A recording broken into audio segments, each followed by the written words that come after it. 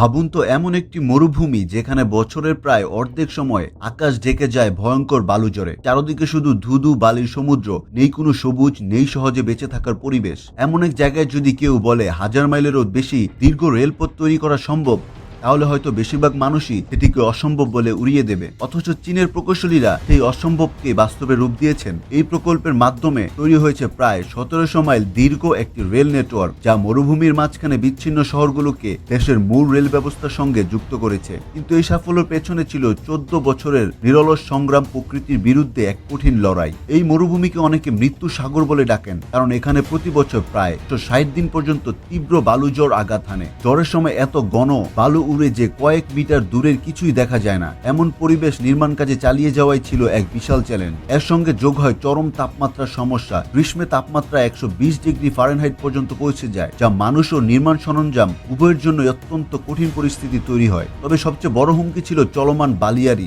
প্রবল বাতাসে বিশাল বিশাল বালুর পাহাড় স্থান পরিবর্তন করে আর মুহূর্তের মধ্যে রেল লাইন ডেকে ফেলতে পারে। তাই শুধু রেলপথ বানালেই চলতো না, সেটিকে দীর্ঘমেয়াদে টিকিয়ে রাখতে হতো। এই সমস্যার সমাধানে প্রকৌশলীরা বেছে নেন এক অভিনব কৌশল। রেলপথের দুই পাশে প্রায় 1,10,000 একর এলাকা জুড়ে রোপণ করা হয় অসংখ্য গাছ ও ঝোপ। ধীরে ধীরে তৈরি হয় বিশাল এক সবুজ প্রতিরক্ষা দেয়াল, যা বাতাসের গতি কমিয়ে বালিয়ারিকে রেল লাইনের দিকে এগোতে বাধা দেয়। এক সময় সেখানে ছিল শুধু বালুর রাজত্ব, আজ সেখানে ছুটে চলেছে আধুনিক ট্রেন। প্রকৃতির সবচেয়ে প্রতিকূল পরিবেশের মাঝেও মানুষের পরিকল্পনা, বিজ্ঞান আর প্রকৌশলে কি করতে পারে এই রেল লাইন তারই এক অসাধারণ উদাহরণ। এটি শুধু একটি পরিবহন ব্যবস্থা নয়, বরং অসম্ভবকে সম্ভব করে তোলার এক অনন্য প্রকৌশল বিস্ময়।